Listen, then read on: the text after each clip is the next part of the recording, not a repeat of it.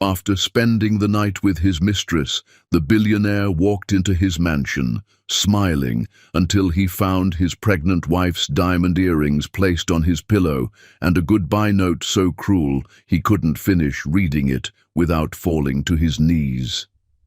Hi, my beautiful family. Welcome back to your own family channel, Mr. Peter's Stories. May the Almighty wrap every woman in a light so pure and powerful that no pain, no injustice, and no hardship can ever dim her worth. May your heart be guarded with divine peace, your steps strengthened with courage, and your soul lifted higher than every burden that ever tried to break you.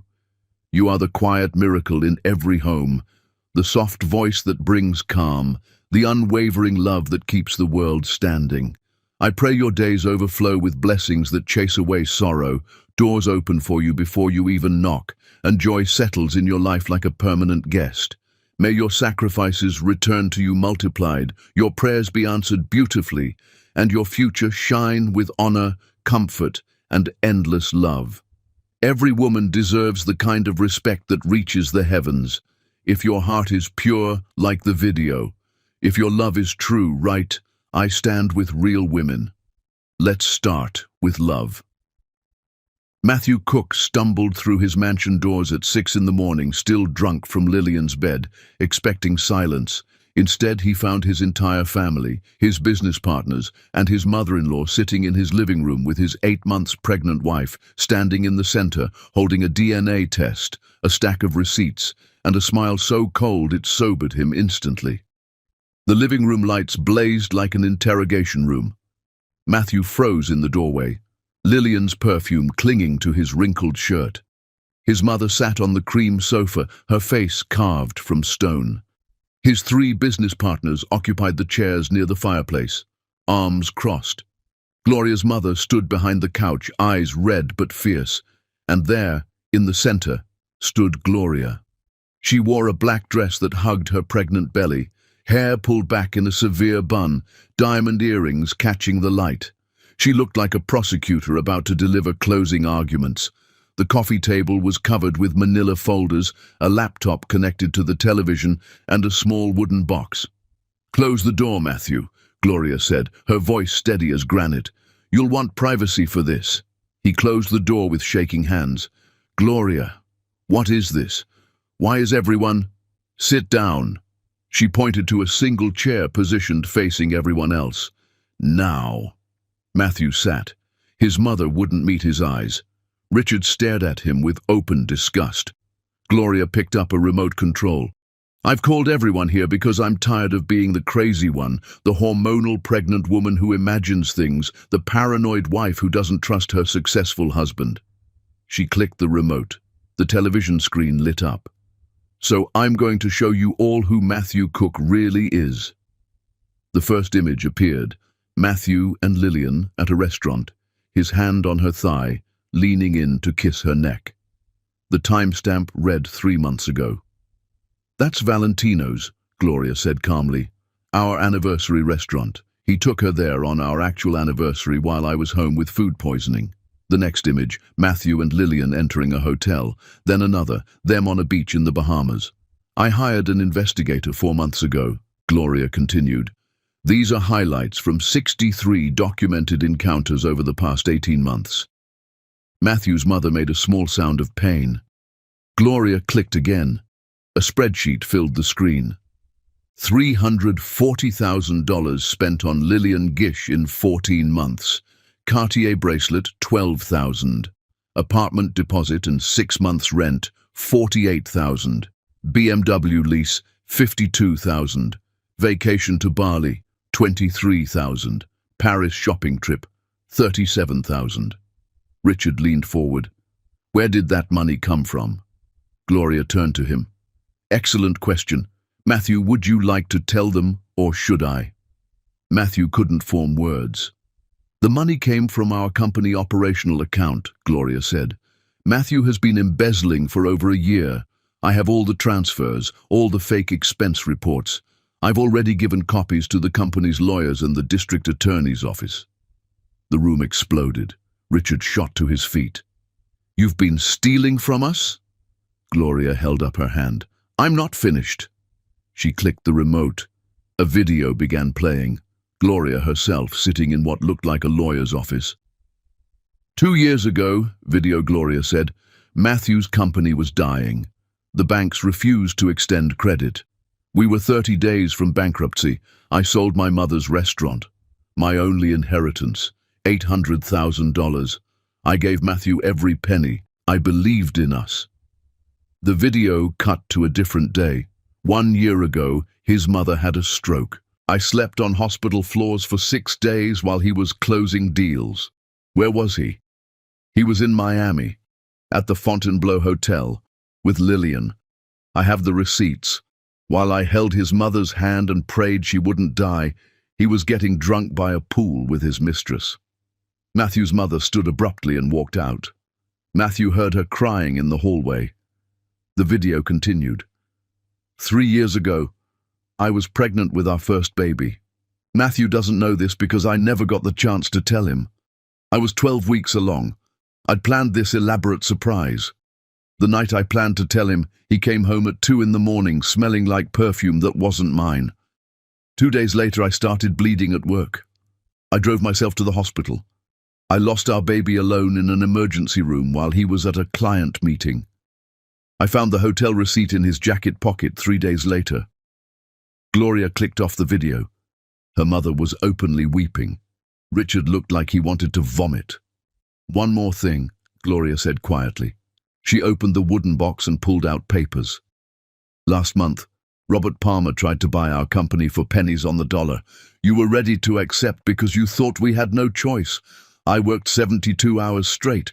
I restructured our entire debt, brought in 2 new investors, saved this company. Where was Matthew? She handed the papers to Richard. He was in Napa, wine tasting, on the company credit card. Richard looked up, his jaw tight. Where? Ask Lillian, Gloria said. Matthew finally found his voice. Gloria, please, I can explain. Explain what? She walked toward him. Explain how you stole from your partners. Explain how you abandoned your mother during a stroke. Explain how I lost our first baby alone. Her voice rose. Explain how you threw away 8 years of marriage for a woman who doesn't even love you. You don't know that. Gloria pulled out her phone and held it out. A text message conversation appeared. Lillian's messages to someone named Derek. He's so pathetic. Spent another $20,000 this month. Boss says keep it up. The company will collapse by Q4. Then we move in for the buyout. Derek's response. You sleeping with him? Lillian. Have to. He's suspicious when I don't. Close your eyes and think of the bonus LL. Gloria pocketed her phone. Lillian Gish was hired by Robert Palmer to seduce you and destroy you from the inside. Congratulations, Matthew. You fell in love with a corporate spy and paid her 6 figures to ruin your own company. Matthew gripped the chair arms to keep from falling. Gloria reached up and removed her diamond earrings, the ones her grandmother gave her on her deathbed, the ones she'd worn every day of their marriage. She placed them on the coffee table. I'm done, she said simply. I'm filing for divorce tomorrow morning. I'm taking my maiden name back, Swanson. This baby will be a Swanson, not a Cook. You all wanted to know why I called you here. I want witnesses. I want everyone who told me I was lucky to marry him to see exactly what I married. A liar, a thief, a coward. She turned to his partners. I've prepared a full financial report of every penny he stole. My lawyer will send it tomorrow. I'm not pressing charges on the condition that he pays back every cent plus interest and resigns immediately. She turned to her mother. Mom, let's go. As they walked toward the door, Gloria stopped and looked back. The movers will come for my things tomorrow. Don't be here. And Matthew, don't look for me. Don't call. Don't show up anywhere near me or this baby. You chose Lillian. Live with that choice. She walked out. Her mother followed. Then Richard and the other partners filed out without a word. The door closed. Matthew sat alone in the mansion, staring at Gloria's diamond earrings on the table. His phone buzzed. Unknown number. Matthew Cook. A man's voice, professional, cold. Yes? This is James Chen from Baxter Industries. We just received a video file from Gloria Swanson's legal team documenting your embezzlement and affair. Effective immediately, we're terminating our contract. You have 48 hours to return our equipment." The line went dead. Within 30 minutes, 4 major clients called to terminate contracts. Gloria had sent evidence to every client the company had. Matthew pulled up his email. Subject lines from competitors, journalists, vendors. Request for comment on embezzlement allegations. His phone rang one more time. Lillian's voice was bright, amused. "Did you really think I wouldn't get caught? Your wife's little show was perfect. My boss is thrilled. Thanks for making it so easy, Matthew. The jewelry was nice, but watching you crash and burn, that's the real payment." She hung up, laughing. Matthew looked at Gloria's diamond earrings on the coffee table. In the growing light, they seemed to accuse him. He picked them up with shaking hands. He'd thrown away everything real for something fake, and now the whole world knew it. His phone buzzed with a breaking news alert. Tech CEO under investigation for embezzlement to fund affair. His photo stared back at him from the screen. Gloria had destroyed him. Completely, publicly, methodically. She'd planned every detail, gathered every piece of evidence, and detonated his entire life in one coordinated strike. And the worst part? He deserved every second of it. Chapter 2. The Reckoning. Matthew Cook woke the next morning on his living room floor, still wearing yesterday's clothes. Gloria's diamond earrings clutched in his fist like a dying man holding a rosary, and realized the nightmare was real when his phone started ringing with the one call he'd been dreading since dawn. His lawyer, telling him the district attorney wanted him at the courthouse by noon or they'd issue a warrant for his arrest. The sun burned through the windows. Matthew's head pounded from the bottle of scotch he'd emptied after everyone left, but the alcohol had done nothing to erase the memory of Gloria's face. His phone wouldn't stop buzzing. 53 missed calls, 112 text messages, over 300 unread emails. He ignored all of it and dragged himself to the shower. He dressed in his best suit, armor for the battle ahead, and caught his reflection in the mirror. He'd lost weight. Grey streaked his temples, lines carved his face. He looked like a man whose life had imploded in less than 24 hours. By the time he arrived at the courthouse, media was waiting. Cameras flashed as he pushed through the crowd. Inside, his lawyer Dennis met him with a face that said everything about how bad this would be. "They have everything," Dennis said, leading Matthew to a conference room. "Bank records, expense reports, credit card statements, hotel receipts, photos, videos. Gloria's been building this case for months. It's airtight." "How much time am I looking at?" 2 to 5 years if we go to trial and lose. But they're offering a deal, full restitution, 340,000 plus 50,000 in penalties, 2 years probation, 500 hours community service. You resign from the company immediately and you don't contest the divorce or custody. And if I don't take it, then you go to trial, it becomes a media circus, and you probably serve actual prison time. Matthew, take the deal. 3 hours later, Matthew stood before a judge and pleaded no contest to embezzlement charges. The judge's eyes held nothing but contempt. When he finally left the courthouse, his phone rang. Richard. "The board voted," Richard said without greeting. "You're out. Effective immediately. We're buying out your shares at minimum valuation. Don't come back to the office. Security has your photo." The line went dead. He drove back to the mansion in a daze. When he pulled into the driveway, a moving truck blocked it. Men were carrying furniture and boxes out. Gloria's things. A woman in a business suit stood on the steps. "Mr. Cook, I'm Amanda Reeves, Mrs. Swanson's attorney. The movers have a list of items that belong to Mrs. Swanson. Per the prenuptial agreement, any property she brought into the marriage or purchased with her own funds remains hers. I have an injunction preventing you from interfering." Matthew sat in his car and watched them take everything that had made the house a home. Box after box, piece after piece, the movers stripped the house of Gloria's presence. When they finished, Amanda handed Matthew an envelope. "Divorce papers. You have 30 days to respond, but Mrs. Swanson expects you not to contest. You'll also find a custody arrangement and restraining order. You're not to come within 500 feet of Mrs. Swanson for 1 year. Amanda walked to her car, then turned back. For what it's worth, Mr. Cook, I've been a divorce attorney for 20 years. I've seen terrible husbands. But what you did, spending hundreds of thousands on a mistress while your pregnant wife sold her mother's restaurant to save your company, that's a new level of low. I hope you never forget what you threw away. Matthew went inside. The house echoed with emptiness. In the kitchen, he found a note taped to the refrigerator. Your mother is with me. She'll call you if and when she's ready. Don't contact her. G. He opened the refrigerator, empty except for condiments. The pantry, cleared out. She'd left him nothing. Upstairs, on his pillow, he found another envelope. Inside was a single ultrasound photo dated 3 years ago, written on the bottom in Gloria's handwriting, Baby A, 12 weeks. Lost at 12 weeks, 4 days. You were in Miami. Matthew collapsed on the bed. The ultrasound clutched to his chest and sobbed.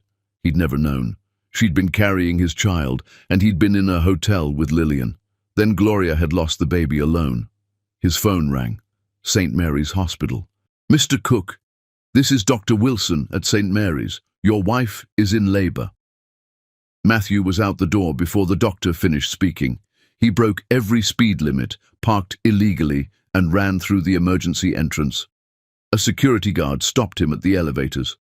I need to see Gloria Swanson. She's in labor. I'm the father.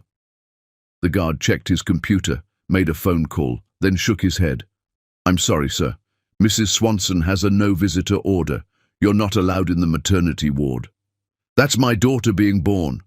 Sir, if you don't calm down, I'll have to call additional security. Matthew forced himself to breathe. Can you at least tell me if she's okay? The guard made another call, then nodded. Labor is progressing normally. Both mother and baby are stable. Matthew sank into a chair in the waiting room. Around him, families came and went. Excited fathers, grandparents arriving with balloons. He watched them all, invisible and alone. Hours passed. Matthew couldn't eat, couldn't think. He texted Gloria's mother, begging for updates. No response. At 3:47 in the morning, the elevator opened and Gloria's mother stepped out. She saw Matthew and her face hardened. You have some nerve showing up here. Matthew stood. Please, is Gloria okay? Is the baby? They're both fine. You have a daughter, 7 pounds, 3 ounces. Perfect. Relief flooded through him. Thank God. Can I see them? No. Gloria's mother stepped closer. You lost that right. You want to know what Gloria said when the doctor asked if she wanted you in the delivery room? She said, he chose not to be here for the 9 months that mattered. I don't need him here for the 5 minutes that don't. That's what she thinks of you now. You're irrelevant. What's the baby's name? Maya. Maya Swanson. Just Swanson. Gloria filed the birth certificate with her name only. You're not listed as the father. She can't do that. I have rights. You have no rights. You signed them away in the plea deal. No contesting custody. Gloria has full legal and physical custody. The elevator doors closed on her disgusted face. Matthew walked to the maternity ward windows. Through the glass, he could see into the nursery. Rows of bassinets with tiny bundled babies. A nurse was placing a new one in the front row. He could just make out the name card, Baby Girl Swanson. He pressed his hand against the glass, watching his daughter sleep 20 feet away. A security guard approached. Sir, you need to leave the maternity ward. That's my daughter. Sir, please. I'm going. He took one last look at Maya through the glass, then walked away. In his car, he found a manila envelope tucked under his windshield wiper. Inside, a photograph of Maya, eyes closed, wrapped in a pink blanket. On the back, Gloria's handwriting. Born 3:47 a.m. You arrived at 4:15 a.m. That's who you are. Matthew drove home to his empty mansion and sat on the floor of the yellow nursery Gloria had painted. He could still smell the paint. Another envelope was waiting on the floor. Inside, Maya's birth certificate. Mother, Gloria Swanson. Father, unknown. A note. You wanted to know what you lost? This is it. She'll grow up knowing her mother loves her. That's all she needs. The father space on her birth certificate is blank because that's what you were to us. Blank, absent, nothing. If you want to change that, figure out how to be something other than the man who threw his family away. Until then, stay away from us both. Gloria. His phone rang. First National Bank. We're concerned about your ability to pay your mortgage. We'll need proof of employment within 10 business days or we'll begin foreclosure. Matthew hung up. The bank would take the house. The company was gone. His family was gone. His daughter was born without his name. He lay down on the floor of the yellow nursery and stared at the ceiling, holding his daughter's birth certificate. This was rock bottom, and he'd built this pit himself, one selfish choice at a time. Somewhere across the city, Gloria was holding Maya for the first time, surrounded by people who loved them both. And Matthew had no one to blame but himself. Chapter 3. The Fall. 3 months after watching his daughter born through hospital glass, Matthew Cook stood in line at a construction site clutching a lunch he'd packed in a paper bag, waiting for the foreman to assign him to a crew, when his phone buzzed with a news alert showing Gloria cutting a ribbon in front of a pristine storefront with Maya strapped to her chest, and the headline, "From betrayed wife to business owner, Gloria Swanson opens artisan bakery." The photo showed Gloria radiant in a cream dress, one hand on oversized scissors and the other supporting Maya's small back. Behind her, the bakery window displayed elaborate cakes. A crowd of well-wishers surrounded her. Matthew zoomed in on Maya. 3 months old now, he could see her tiny profile against Gloria's chest, one small fist visible. His daughter, a stranger. "Cook!" The foreman's voice snapped him back. "You deaf! Grab a shovel and get to the foundation site." Matthew shoved his phone away and picked up equipment. This was his life now. Construction work, manual labor, every muscle screaming by day's end. He'd gone from corner office to construction site in 3 months. The bank had taken the mansion 6 weeks ago. Matthew now rented a studio apartment with thin walls and questionable plumbing.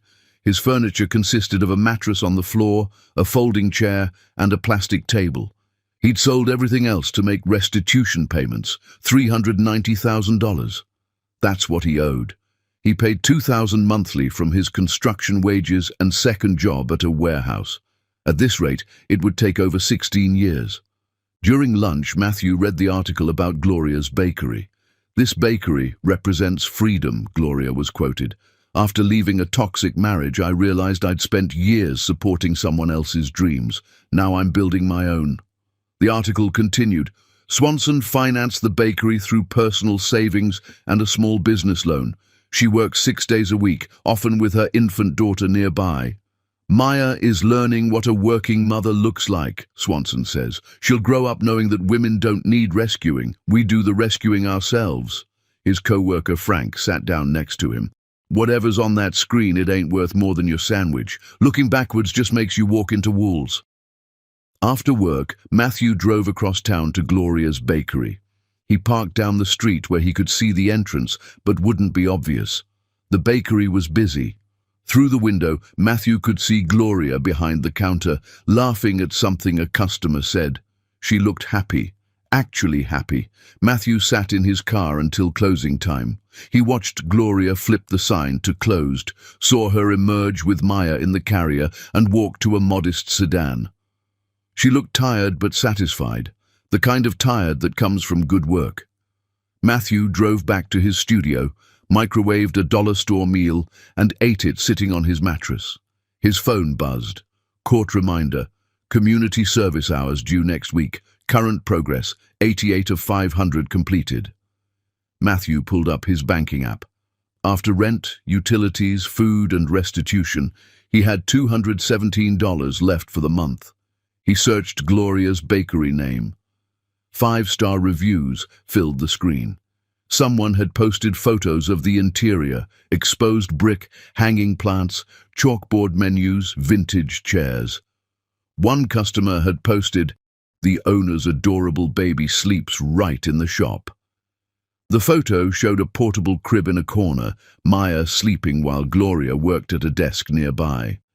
His daughter was being raised in a bakery because Gloria had no one to help her. He texted his mother for the 100th time, "Mom, please, I just want to know how you're doing." Delivered, but not read. Matthew lay back on his mattress. A water stain spread across the ceiling. His entire life had become this room, small, stained, falling apart. His phone buzzed, an email from Gloria's attorney. "Mr. Cook, Mrs. Swanson has been made aware of your attempts to observe her from your vehicle. While you haven't violated the restraining order, your presence is unwanted. This serves as official notice that any further surveillance will be considered harassment. Mrs. Swanson requests that you respect her wishes to be left alone." Matthew typed, "Please tell Gloria I'm sorry, I just wanted to see Maya, I'll stay away." Response, "Noted." Matthew deleted Gloria's bakery from his browser, her number from his favorites, every photo of her from his phone except one, their wedding day. He kept that as a reminder of what he'd destroyed. The next morning he reported to community service, serving meals at a homeless shelter. An older man came through the line. "What's your story? DUI?" "Embezzlement." The man whistled. "What did you spend it on?" Matthew's throat tightened. "A woman who didn't love me." The man studied him. "That's worse than gambling. At least with gambling you might win something." After his shift, the supervisor Helen called him in. "You're quiet. Most court-ordered volunteers complain, you just work." "No point complaining. I read about your case. Your wife really took you down hard." "She had every right to." "What made you show up here every week without complaint?" "Because it should have been me," Matthew said quietly. "If things had gone different, I'd be the one going through that line asking for food. The only difference between me and them is luck." Helen nodded slowly. "First honest answer I've heard in 5 years. Keep that perspective." Matthew drove home exhausted. At his door he found a package. Inside was a framed photo, Maya in her bassinet from the hospital, awake, eyes open, one tiny fist near her face. Tucked in the frame. "She has your eyes. That's all she'll ever have of you. Make peace with that. G." Matthew held the photo and something broke inside his chest. His daughter had his eyes. Gloria could have said nothing, but she'd sent him this. He set the photo on his plastic table. It was the only decoration in his apartment. Matthew ate his dinner sitting on the floor, looking at his daughter's face, and made a promise out loud. "I'll be someone worthy of knowing you, even if it takes the rest of my life. Even if you never want to know me. I'll become someone who deserved to be your father." The water stain on the ceiling seemed to shift, transforming from monster to map. Matthew chose to see it as a map, because he needed to believe there was a path forward from rock bottom. Somewhere across town, Gloria was probably putting Maya to bed, reading stories, singing songs, building a life full of love, without him. And that was exactly what he deserved.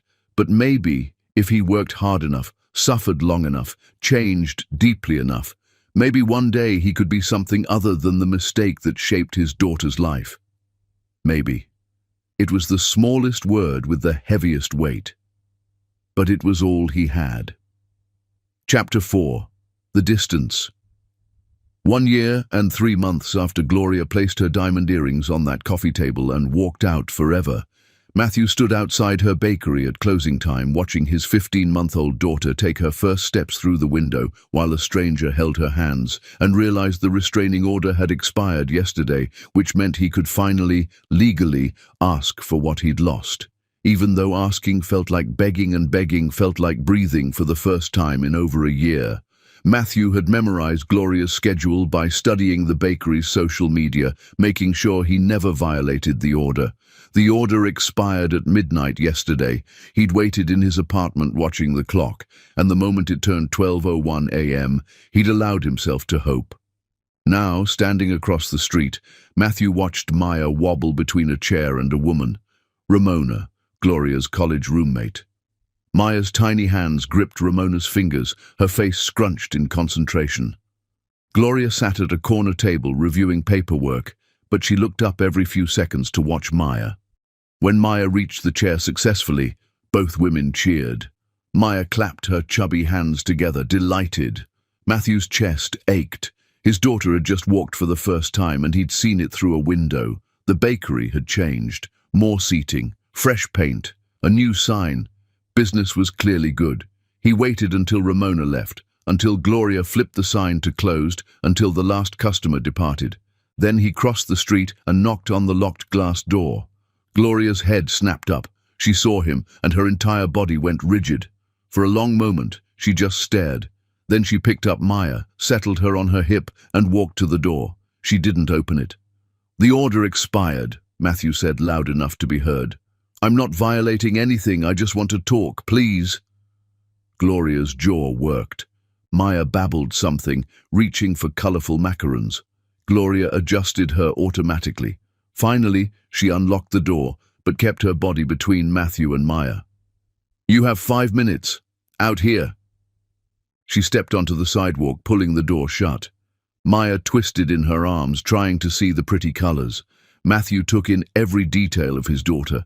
Dark curls like Gloria's, his eyes, round cheeks, tiny hands grabbing at Gloria's collar, denim overalls with a white shirt underneath. "She's beautiful," Matthew whispered. "I know." They stood in silence. "I've been in therapy, twice a week. I've paid back $180,000. I work construction during the day, warehouse at night, community service on weekends. I live in a studio that costs $600 a month and eat ramen because every extra dollar goes toward what I owe. I'm not telling you for sympathy. I need you to know I'm trying to become someone different." Gloria's expression didn't change. "Good for you. I want to see her. See them both. I want to be in Maya's life. Whatever that looks like. Whatever you're willing to allow." "No." The word was simple, final, devastating. "Gloria, you don't get to show up after 15 months and ask for access to my daughter, our daughter, biologically. My daughter in every way that matters. You weren't there when she had colic and screamed for 6 hours straight. You weren't there when she got her first tooth. You weren't there when she had a fever of 103 and I spent the night in the ER alone. You weren't there for her first word, Mama. You weren't there when she started crawling, when she pulled herself up, when she took her first steps 20 minutes ago." Gloria's voice stayed level, but her eyes burned. "You don't get to miss everything that was hard and show up asking for the good parts." "I know, you're right, but I'm her father. Biology doesn't make you a father. Love makes you a father. Showing up makes you a father. You're just a sperm donor who shares her eye color." Maya reached for Matthew suddenly. "Hi," she said clearly. It was like being stabbed and healed simultaneously. "Hi," Matthew said back, his voice breaking. Gloria pulled Maya's hand back. "No, baby, we don't talk to strangers." "I'm not a stranger, I'm her. You're a stranger to her. She doesn't know you. She won't know you." Gloria took a step back. "You want to prove you've changed? Pay back the $800,000 you owe me." Matthew's mind went blank. "What?" "The money I gave you from my mother's restaurant. $800,000. You owe me that money. When you pay it back, with interest, let's say another $200,000, then we'll discuss whether you deserve to know Maya. That's 10 years at my current salary. She'll be 11. Then you better work harder." Gloria's smile was ice. "I gave you my entire inheritance to save your company.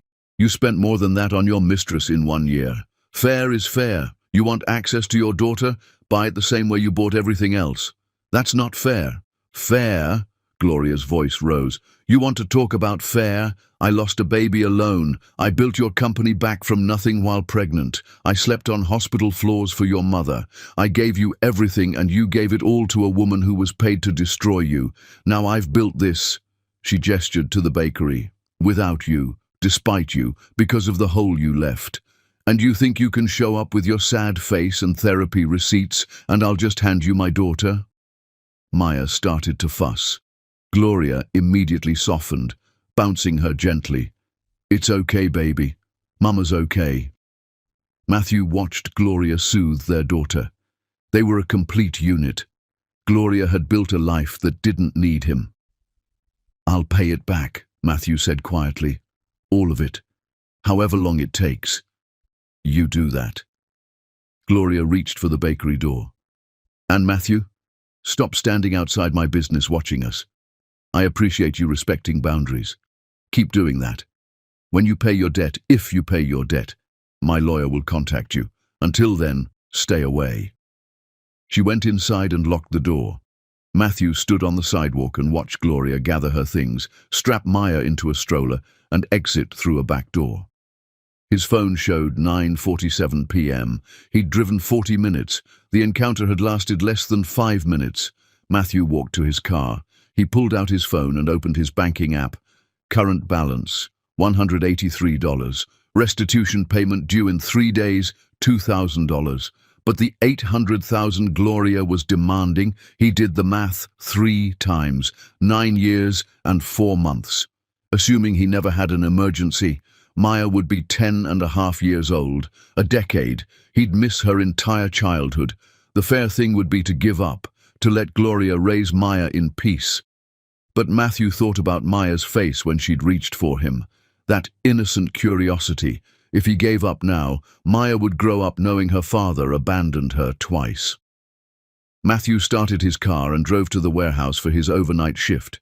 He moved boxes for 8 hours, his body on autopilot while his mind calculated scenarios. During his break at 3 a.m., his phone buzzed. An email from an unknown address. Subject, payment plan proposal.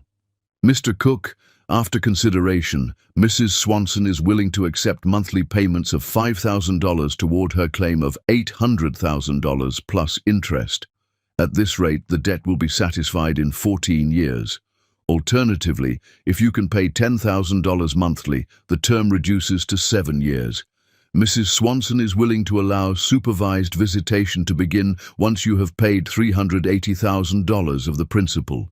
At that time, you may see Maya for 1 hour per month under my supervision. These terms are non-negotiable. If you agree, respond within 48 hours. Amanda Reeves." Matthew read it 4 times. Gloria wasn't trying to keep him out forever. She was testing him. He calculated, at $5,000 per month, he'd need 3 jobs. He'd be working 7 days a week, 18-hour days, no social life, no rest. But in 3 years and 2 months, if he could maintain that pace, he'd hit $380,000 and could start seeing Maya. She'd be 4.5. Matthew typed, "I agree to $10,000 monthly payments. I will earn the right to know my daughter. Thank you." Response came within minutes. "Contract will be sent tomorrow. First payment due within 30 days. Don't make me regret this. Amanda." Matthew finished his warehouse shift as the sun rose. He went home, showered, ate a protein bar, and went to his construction job. During lunch, he applied for weekend work at 3 different companies. By end of day, he'd secured a Sunday landscaping job. That night, he taught himself advanced coding through free online courses. He'd sleep 4 hours a night, work 7 days a week, give up everything that wasn't essential, because Gloria had given him a gift, a path forward. Impossible, brutal, likely to break him, but a path nonetheless. And at the end of that path was his daughter, $10,000 a month, 7 years. Maya would be 8 years old when the debt was paid. Maybe he could become someone she wouldn't be ashamed to know. Maybe he could earn the forgiveness he didn't deserve. Maybe was still the smallest word with the heaviest weight. But now it had a number, $800,000. And Matthew would pay every cent. Chapter 5. The Grind. 2 years after Matthew signed the payment contract that felt more like a prison sentence written in his own blood, he stood in a gas station at 4 in the morning calculating whether he could afford both coffee and a breakfast sandwich when his phone showed a notification. Local baker Gloria Swanson expands to 5 locations, lands cookbook deal with major publisher. The article loaded slowly on his cracked phone screen. Matthew paid for just the coffee. The sandwich would have to wait, and sat in his car reading while the pre-dawn cold seeped through his worn jacket. Gloria's face filled his screen. Professional photo for the article. She looked polished, successful, confident. The article detailed her rise, from single location to regional chain, from local baker to food television personality, from abandoned wife to self-made businesswoman.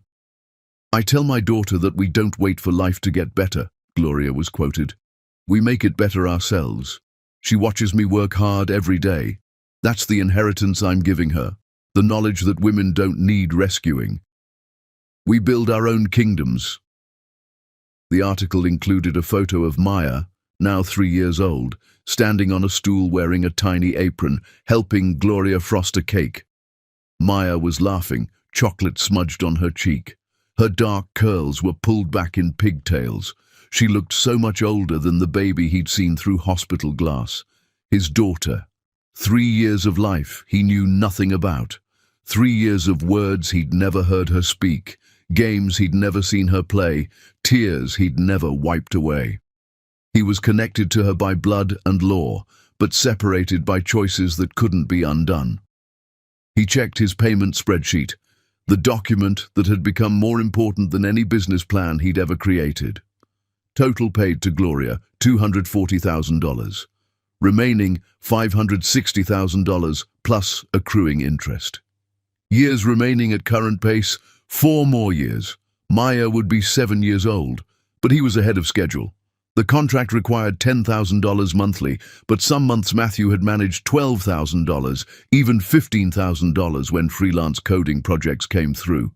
He'd sacrificed everything to pay faster: sleep, health, comfort, any semblance of a life beyond work. His third alarm went off. Time for construction. Matthew drained the coffee that had already gone cold, started his car, and drove to the site. His body ached constantly now, a permanent state from 18-hour workdays and 4 hours of sleep. He was 36 years old and felt 60. "You look like hell, Cook," Frank said when Matthew arrived at the site, hard hat already in place. "You working too much? Need the money." "For what? You live like a monk. No car payment, cheapest apartment in the city, never go out. What are you saving for?" "A debt I owe." Frank studied him with the kind of knowing look that said he'd seen men destroy themselves before. "Must be some debt." "It is." They worked in silence, pouring foundation for a new office building. Matthew's mind drifted as his body performed familiar motions. He'd become efficient at operating on autopilot. Hands doing one thing while brain worked on code problems or calculated payment schedules, or replayed that one photo of Maya on the swing over and over until the image was burned into his memory. During lunch break, Matthew didn't eat. Instead, he sat in his car and worked on a freelance project due tonight, fingers flying across his laptop keyboard, a website redesign for a small dental practice. Pay $2,000. Every dollar counted. Every cent went into the spreadsheet, into the payment, into buying back the right to know his daughter. His phone rang. Unknown number. He almost didn't answer. "Matthew Cook." "Yes." "This is Jennifer Ward from Channel 7 News. I'm doing a follow-up piece on Gloria Swanson's success story, the single mother who built a bakery empire from nothing. I'd like to get your perspective as her ex-husband. Would you be willing to comment?" No comment. "Mr. Cook, the public is interested in the full story. You were convicted of embezzlement. Your wife left you publicly. Now she's a success and you're—" I said no comment. Matthew hung up, hands shaking. Over the next hour, 5 different journalists called. Someone had leaked his number to the media. They wanted the scandal angle, the "where is he now" piece to contrast with Gloria's triumph. They wanted to make his suffering into entertainment. Matthew turned off his phone and returned to work, focusing on the physical labor to keep his mind from spiraling. That evening, after his construction shift ended at 5 p.m., Matthew drove straight to his warehouse job. No dinner break. He'd eat the protein bar in his car on the way. 8 hours of inventory management stretched ahead, scanning boxes, loading pallets, moving product. His back screamed in protest with every lift. He'd injured it 3 months ago doing overtime and never got it properly treated because he couldn't afford to take time off for a doctor's visit, and physical therapy would cost money he didn't have. The warehouse was always cold. His breath misted in the air as he worked. Around him, other workers moved through their shifts, mostly people like him, working second or third jobs, grinding themselves down to pay for things they couldn't afford. Some had families, some had addictions, some just had bad luck. Matthew fit right in among the desperate. During his warehouse break at midnight, sitting in the break room with fluorescent lights buzzing overhead, he turned his phone back on. The screen lit up with notifications. 17 missed calls, 12 voicemails, 23 text messages, all from reporters wanting statements, interviews, comments on Gloria's success, and one email from Amanda Reeves, Gloria's attorney. Mr. Cook, several media outlets have contacted Mrs. Swanson requesting information about you and your current circumstances. She has declined all interviews about you and instructed me to inform you that she will not be participating in any stories about your situation. She asks that you also decline interviews. Her success is not about your failure, and she prefers to keep it that way. Also, I'm attaching your updated payment record. You're ahead of schedule by $40,000. Keep this pace and you'll reach the halfway point in 8 months instead of 13. Mrs. Swanson wanted you to know she's noticed your consistency. Matthew opened the attachment, his exhausted eyes struggling to focus on the numbers. Amanda was right. If he maintained current pace, killing himself slowly with work, he could start supervised visits with Maya in 8 months. She'd be 3.5 years old instead of 4. 8 months of his life for 30 minutes less of hers that he'd miss. He worked his warehouse shift fueled by that thought, by the possibility of seeing his daughter's face in person, by the hope that someday she might know his name. When his shift ended at 6 a.m., most people went home to sleep. Matthew went home to shower in 3 minutes of hot water, change clothes, grab his laptop, and head to his Sunday landscaping job. The landscaping company paid cash under the table, which meant no taxes taken out, which meant more money toward the debt. Matthew spent Sundays cutting grass, trimming hedges, planting flowers for wealthy families in neighborhoods he used to live in. The irony wasn't lost on him. He'd once owned a house bigger than most of these, and now he maintained their gardens for minimum wage. One house he worked at, a sprawling property with a pool, tennis court, and gardens that required 3 workers, had children playing in the backyard. A girl about Maya's age, maybe a few months older, ran through the sprinklers while her parents watched from lawn chairs, laughing. The little girl squealed with delight when the water hit her. Her father jumped up and caught her mid-run, swinging her around while she shrieked with joy, her wet hair flying. Matthew watched while he edged the garden beds, invisible in his work clothes and safety vest, to the happy family 50 feet away. The scene burned itself into his memory. The kind of ordinary Sunday afternoon he'd traded away for hotel rooms and lies. His daughter was somewhere having moments like this, maybe with Gloria laughing at her antics, and he was trimming hedges for strangers who'd never know his name. He finished the job 3 hours later, collected his check, $200 cash, and drove home to his apartment as the afternoon sun beat down. His hands were blistered from the hedge trimmers, his back throbbed, his head pounded from dehydration and exhaustion and too much coffee on an empty stomach. His apartment felt like a monk's quarters, because that's exactly what it was. He'd stripped away everything except function, creating a space where comfort was a luxury he couldn't afford and decoration was wasteful. Just the bare minimum to survive while he worked himself toward a goal that kept receding into the distance. 3 more freelance projects waited on his laptop, deadlines looming. Matthew forced himself to sit down at the plastic table and work. His fingers moved across the keyboard while his mind occasionally drifted, but he pulled himself back each time. He coded for 6 hours straight, stopping only when his vision began to blur so badly he couldn't read the screen anymore, and his hands started shaking from exhaustion. He fell onto his mattress at 3 p.m. Sunday afternoon, fully clothed, too tired to even take off his shoes. His alarm was set for 7 p.m., 4 hours of sleep before his overnight warehouse shift started again. 4 hours to recover from 23 hours of work. 4 hours to prepare his body to do it all over again. His phone buzzed just as he was closing his eyes. A text from an unknown number with an attached photo. Matthew almost deleted it, probably another reporter who'd gotten his number, but something made him open it. The photo showed Maya in a park, pushing herself on a swing, face scrunched in concentration and determination. Her tiny hands gripped the chains. Her curls flew out behind her in the motion. She wore a purple jacket and yellow rain boots that were probably too big for her. The leaves on the ground suggested it was taken recently, maybe even today.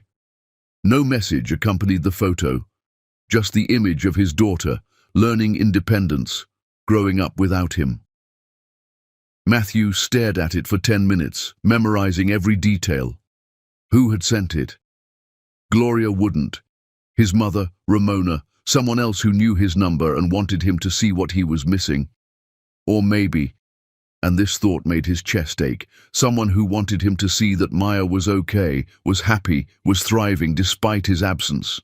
He saved the photo and set it as his phone's wallpaper, replacing the old hospital photo. When the alarm woke him 4 hours later with a jolt that felt like violence, Maya's face on the swing was the first thing he saw, her face frozen in determination, reaching for something just ahead of her, just like he was. Matthew dragged himself up from the mattress, every muscle protesting. His body was breaking down. He could feel it happening in real time. The way his joints ached constantly, the way his back sent sharp pains down his leg when he bent wrong, the way his vision sometimes went spotty when he stood up too fast from low blood sugar and dehydration. He drove to the warehouse for his overnight shift, his hands shaking slightly on the steering wheel. His manager, Paul, was waiting at the employee entrance, arms crossed. "Cook, you look like you're about to collapse." "I'm fine." "You're not fine. You're moving like you're 80 years old. When's the last time you took a day off?" Matthew calculated back through his mental calendar, through the blur of identical days. 4 months, maybe 5. Paul swore under his breath. "That's not sustainable, man. You're going to hurt yourself. You're going to pass out on the job and crack your skull open on concrete." "Can't afford to take time off. It's not optional anymore. You pass out on the job, it's a liability issue. Workers' comp, lawsuits, all that. Take tomorrow night off. That's an order." Matthew wanted to argue. Tomorrow night was 8 hours of wages, 8 hours of payment progress, 8 hours closer to Maya, but his knees buckled slightly just standing there, and he had to grab the doorframe to stay upright. Paul was right. His body was giving out. "Okay," Matthew said quietly. "Tomorrow night off." "Good. And cook. Whatever this debt is that you're killing yourself for, is it worth dying for?" Matthew thought about Maya on that swing, face determined, reaching forward. "Yes, it is." He finished the shift running on pure willpower and spite, the kind of stubborn refusal to quit that was either admirable or stupid depending on perspective. When his warehouse shift ended at 6 a.m. Monday morning, instead of going home, he stopped at a free clinic that opened at 7. He waited in line with other people who couldn't afford regular health care, the working poor, the uninsured, the desperate. A tired-looking doctor examined his back, asked questions Matthew answered honestly, and prescribed physical therapy Matthew couldn't afford, and muscle relaxants that would make him too drowsy to work his 3 jobs. "You need to rest," the doctor said. "Your body is breaking down. At this rate you're looking at permanent damage, maybe disability. Is whatever you're working toward worth destroying your health?" "It's worth everything." The doctor looked at him with something like pity. "Then at least take ibuprofen and use ice packs. And please, try to sleep more than 4 hours a night. You're not a machine." But that's exactly what Matthew had become. A machine that converted time and labor into money, and money into the possibility of knowing his daughter. When he got home at 9 a.m. after the clinic visit, his phone rang. His mother. He hadn't heard from her in over 2 years, not since she'd walked out of his mansion that terrible morning. His hand shook as he answered. "Mom?" "Matthew." Her voice was formal, distant, but not quite as cold as he'd feared. "I saw the news about Gloria's success. I want you to know that I'm proud of her. She comes to visit me once a month, brings Maya. That little girl is wonderful, smart, funny, brave like her mother." The words hurt more than any physical pain. His mother saw his daughter regularly, had a relationship with her, watched her grow up, and he got anonymous photos sent to his phone like he was a stranger stalking his own child.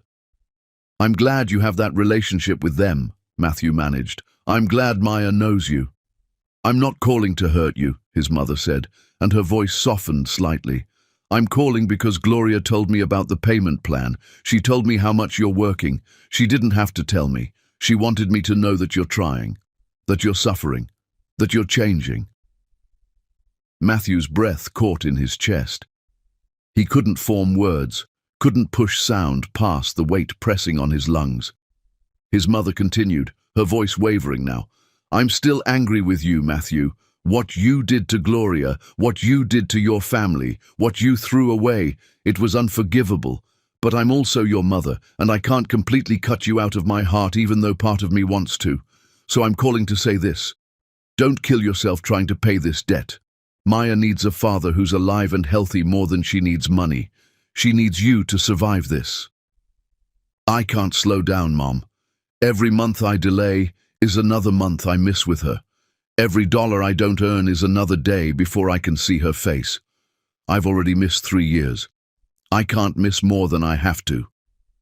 "Matthew, you're going to work yourself into a heart attack. I can hear it in your voice. You sound destroyed." "I am destroyed. I destroyed myself. This is what fixing it looks like. This is penance.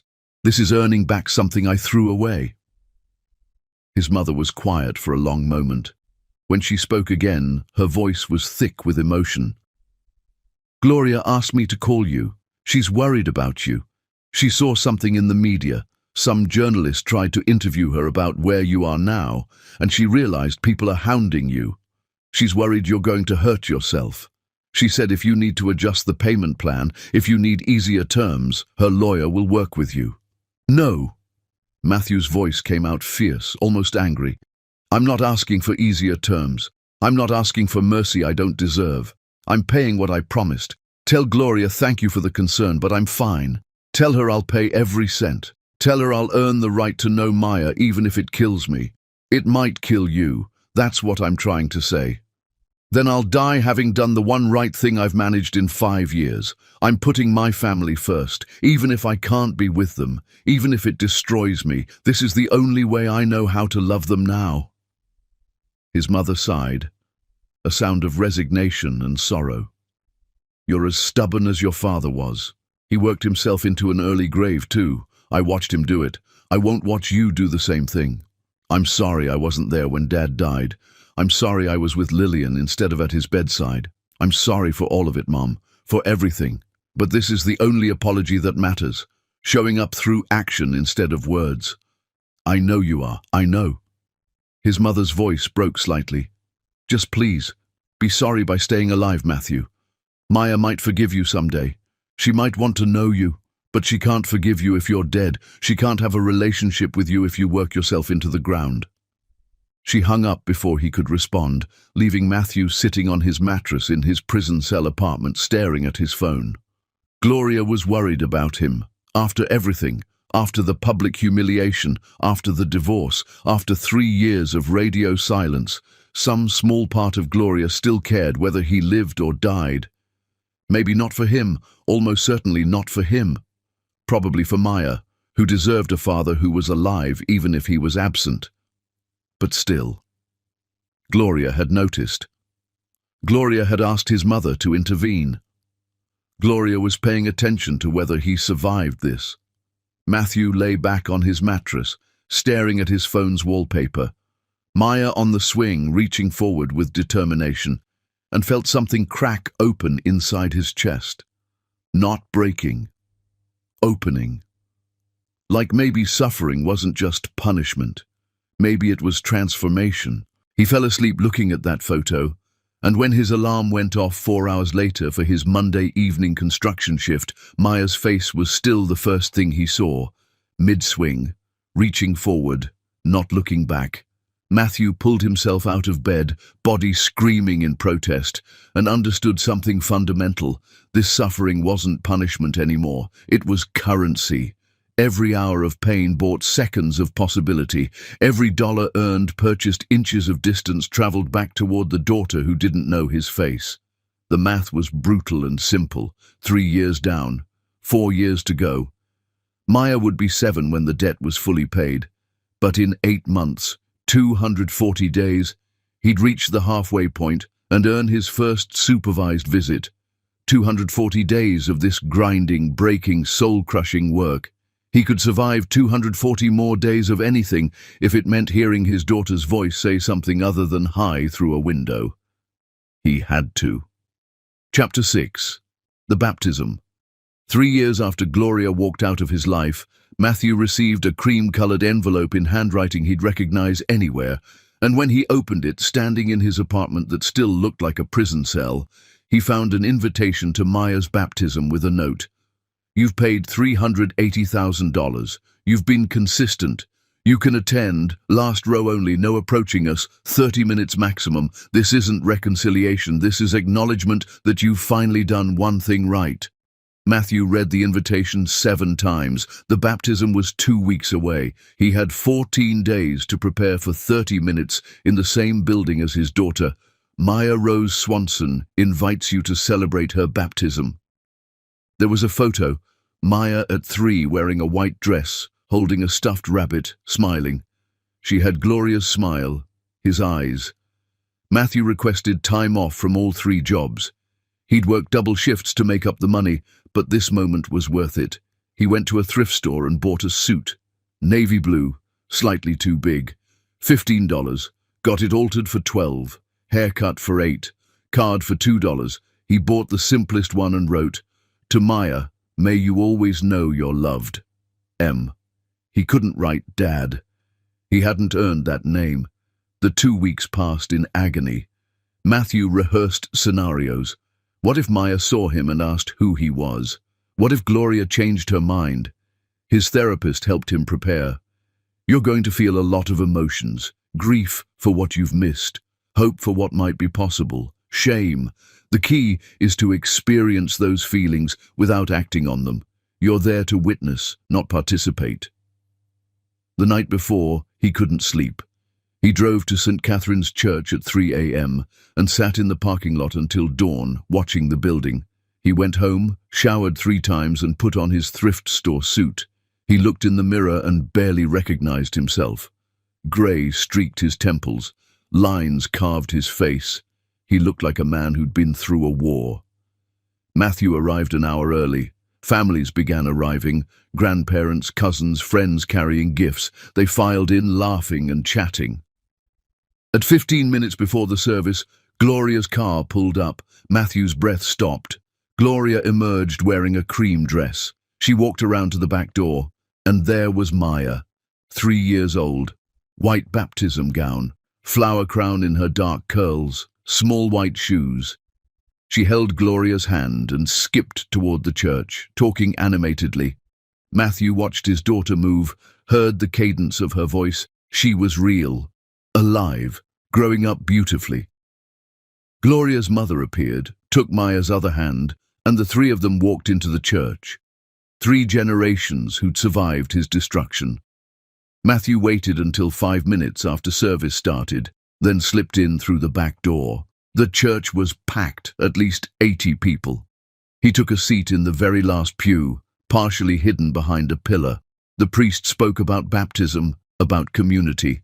Matthew couldn't focus. His entire attention was fixed on Maya, sitting in the front row between Gloria and her grandmother. She was swinging her legs. Her flower crown kept slipping, and Gloria kept adjusting it. The ceremony proceeded. Hymns, prayers, readings. Matthew stood when everyone stood, moved through the motions while his heart hammered. Then came the baptism. The priest called Maya forward. Gloria carried her up. The priest spoke about God's love. "Who stands with this child?" the priest asked. "I do." Gloria's voice carried, strong and certain. "I do." Gloria's mother. "We do." A chorus. Aunts, uncles, friends.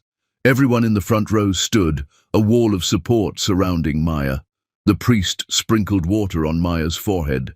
She giggled at the cold, then looked up at Gloria with complete trust. Gloria kissed her daughter's forehead, and the front of the church erupted in applause. Matthew's eyes burned with tears. His daughter had just been baptized, and he'd watched it like a spy.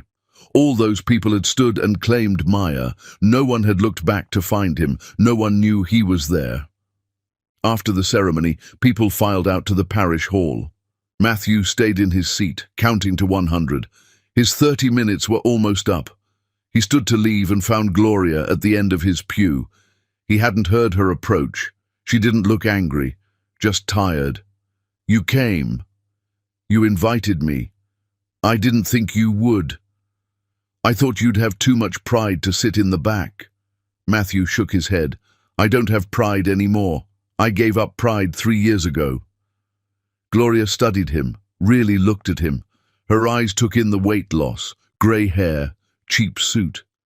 "You look terrible." "I've been working hard." "I know. Amanda sends me the payment records." Gloria glanced toward the door. "You're ahead of schedule by almost a year. At this rate, you'll pay off the full debt before Maya starts kindergarten." "That's the plan." "Why? What do you mean, why? Why are you killing yourself? Amanda told me you're working 80-hour weeks. My mother said you look half dead. You could have negotiated easier terms. Why are you doing this to yourself?" "Because I owe it to you. I owe it to Maya." "You think Maya wants money more than a father who's alive?" Gloria's voice rose slightly. "You think I spent 3 years demanding this payment plan because I care about the money?" "Then why?" Gloria looked away. "Because I needed to know if you'd really changed. If you'd sacrifice for us the way I sacrificed for you. If you'd suffer even a fraction of what I suffered. The money was never the point. Proving you could commit to something hard for years, that was the point." The words hung between them. "You've proven it," Gloria said quietly. "You've worked yourself half to death for 3 years. You've paid $380,000 when most men would have declared bankruptcy. You showed up here when you could have stayed away. You sat in the back when you wanted to be in front. So I'm going to ask you something. Do you want to meet your daughter?" Matthew's legs almost buckled. "Yes. She's 3. She doesn't know you. I've told her she has a father who lives far away and is working very hard. She asks about you sometimes. 'Where's my daddy?' She'll ask why you weren't at her baptism. What do you tell her? That you were there. That you came even though it was hard. That you're trying." Gloria's eyes met his. "I'm not ready to let you be a full-time father. I'm not ready to trust you with my daughter's heart. But I'm willing to let her meet you. Supervised visits, 1 hour per month. You still can't be alone with her. I'll be there.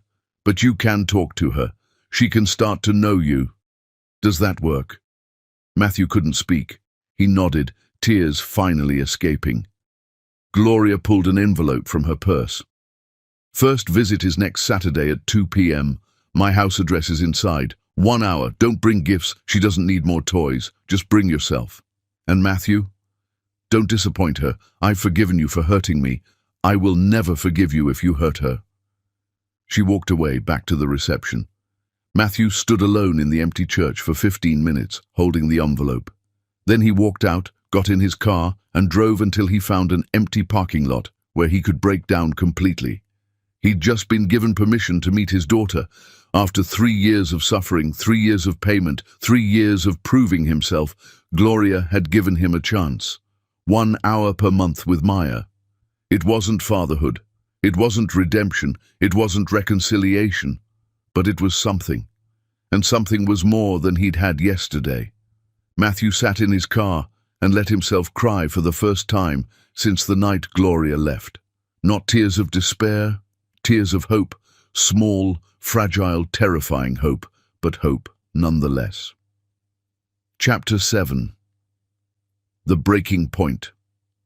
4 years after the night Matthew's life exploded in his living room, he sat in Gloria's home for Maya's 4th birthday party, watching his daughter blow out candles surrounded by 15 children, while he remained in a designated corner 40 feet away, like a dangerous animal being slowly reintroduced to civilization, when Lillian Gish appeared at the front door looking destroyed and desperate, and Gloria's face transformed into something so cold and powerful that every conversation in the room stopped dead. The party had been going well. Matthew had arrived on time, carrying nothing because Gloria's rules were explicit. No gifts, no physical contact, just presence. For the past year, he'd been seeing Maya once a month for supervised visits that felt like job interviews. But slowly, Maya had started warming to him. She knew him now as Matthew, not Daddy, just Matthew. The man who came to visit sometimes. The man Mommy watched carefully. Today's party was Matthew's first time seeing Maya interact with other children. She was the birthday girl, wearing a princess dress Gloria had clearly made by hand. Maya ran between her friends, laughing completely at ease. He'd been standing in his designated spot, near the kitchen door far from the main action, for 90 minutes. Gloria had extended his time allowance, 2 hours instead of 1. It felt like a gift and a test.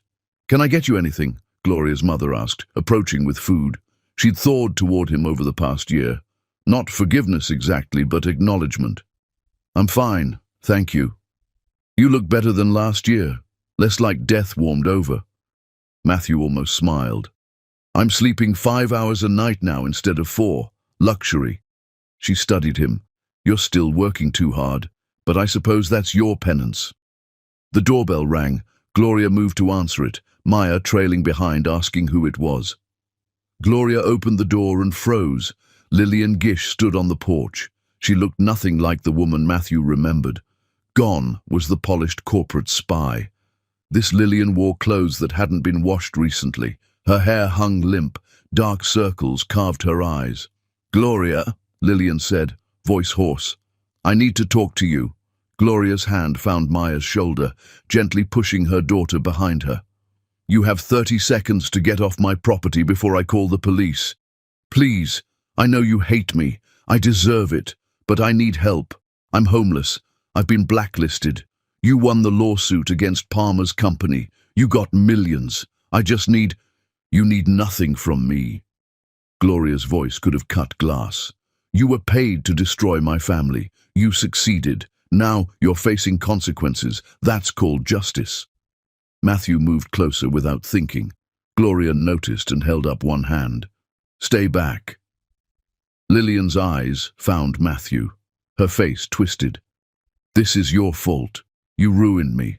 If you hadn't been so pathetic... If I hadn't been easy to manipulate, you would have found another target," Matthew said quietly. "You're a professional. My weakness was your opportunity, but my consequences are mine. Yours are yours. I'm going to starve on the street." "Then I suggest you find a shelter," Gloria said.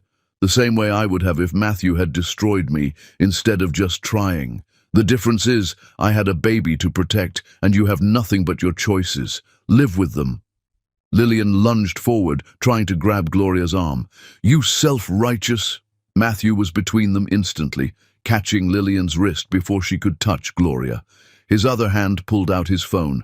"I'm calling the police right now. Leave voluntarily or explain to them why you're assaulting a single mother at a children's birthday party." Lillian wrenched her arm back, tears streaming. "I made one mistake, and now my whole life is destroyed."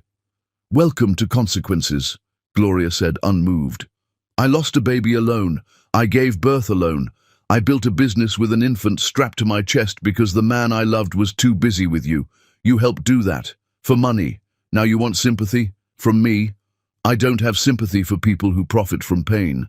I have restraining orders. Would you like one?" Lillian backed down the porch steps, face contorted. "You think you're so perfect, but you're stuck with him," she pointed at Matthew. "As your daughter's father forever. Every birthday, every holiday, you have to see his face. That's my revenge." Gloria's smile was razor-sharp. "You're right. I'll never be free of him, but I'm also never going to be you, alone, desperate, begging at the door of someone I destroyed, so I'll take my consequences over yours any day. Now get out before I have you arrested." Lillian stumbled down the driveway and disappeared. Gloria closed the door and leaned against it, her composure cracking. Her hands were shaking. Matthew stood very still. "Are you okay?" "I'm fine," but her voice wavered. Maya appeared from the hallway where she'd been hiding. "Mommy? Why was that lady yelling?" Gloria immediately switched to parent mode, kneeling to Maya's level. That was someone who made bad choices and is angry about it. Sometimes people blame others for their own mistakes, but we don't let angry people into our house, okay? She was scary. I know, baby, but she's gone now. Matthew helped Mommy make sure of that. Gloria looked up at him, something in her expression shifting. Thank you for stepping in. I'll always step in if someone tries to hurt you, both of you. The words hung in the air. Gloria stood, brushing off her dress. Party's almost over. You can stay for cake cutting if you want. I'm extending your time. Are you sure? Maya asked if Matthew could see her blow out candles. I said yes. Gloria's eyes held his. Don't make me regret it. Matthew nodded and returned to his corner. But something had changed. When Maya's friends gathered for cake, Maya looked back at him and waved. Actually waved. Gloria brought Maya over after the cake was cut. The first time she'd voluntarily brought his daughter close. Maya, do you want to say something to Matthew? Maya looked up with serious eyes. Thank you for making the scary lady leave. Matthew crouched to her level, maintaining distance. You're welcome. I'll always make scary people leave if I can. Are you a good guy now? The question destroyed him. I'm trying to be. I'm not there yet, but I'm trying very hard. Maya considered this. Mommy says trying is important. Your mommy is right about everything. Maya giggled. Not everything. She doesn't like broccoli, and broccoli is good. Is that so? Uh-huh. You should tell her. Matthew glanced at Gloria. Maybe you can teach her about broccoli. Okay. Maya ran off to tell her friends that Matthew agreed about broccoli. Gloria stood next to him. For a moment they watched the children play. She's extraordinary, Matthew said quietly. She is, and she has no idea yet how much her father threw away to be with a woman like the one who just showed up. I'll tell her someday, when she's old enough. I won't let you carry the burden of explaining my failures. Gloria turned to look at him. You're different than you were. Not just physically. Something fundamental changed. Suffering changes people. Either it makes them bitter or it burns away the bullshit. I chose to let it burn. And the woman you were sleeping with while I was pregnant just appeared at my door homeless. Does that give you any satisfaction? Matthew shook his head. No, I feel sorry for her. She made terrible choices, but so did I. The difference is I had people who gave me a path to redemption. She doesn't. You feel sorry for the woman who helped destroy your life? I feel sorry for anyone who's that lost, even if they're the reason I got lost too. Gloria studied him. Amanda tells me you'll finish the full debt payment in 18 months if you maintain pace. Maya will be 5.5. That's the plan. And then what? You think we're going to be a family again? No. Matthew's answer was immediate. You're right not to trust me. You're right to keep me at distance.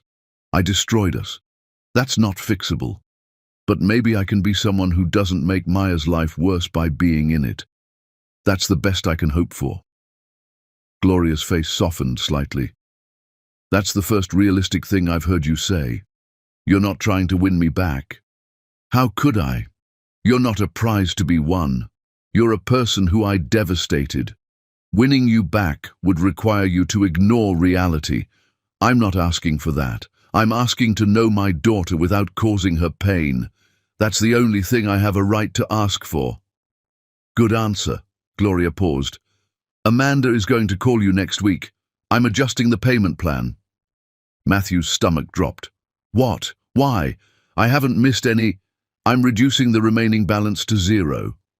The world tilted. What? You heard me. The debt is paid, not in money. You've paid less than half. But in proof, you've proven for 4 years that you're willing to suffer for us. You've worked yourself to exhaustion. You've paid $380,000 when you could have declared bankruptcy. You've sat in corners at parties. You've maintained boundaries. You've become a different person. Gloria's voice was steady, but her eyes were bright. The money was never the real debt. I needed to know if you'd changed. You have. The financial debt is forgiven. Matthew couldn't process it. "Gloria, don't cry at my daughter's birthday party. There are children present." But her voice was gentle. "This doesn't mean we're together. This doesn't mean I trust you. This means you've earned the right to be Maya's father without an impossible financial burden. She needs her father, a healthy father, not one working himself to death." "I don't know what to say." "Say you'll take care of yourself. Say you'll be present for her. Say you'll never make me regret this." "I swear I won't. I'll spend the rest of my life, stop proving, start being. That's what Maya needs, not grand gestures. Just show up, consistently, forever." Gloria looked at the children. "Amanda will send paperwork next week. You'll start having visits twice a month, 2 hours each, still supervised but extended time. In 6 months, if you're still consistent, we'll discuss unsupervised visits." Matthew's legs felt weak. "Thank you. Thank you doesn't even... I'm not doing this for you, I'm doing it for her." Gloria nodded toward Maya. "She deserves a father.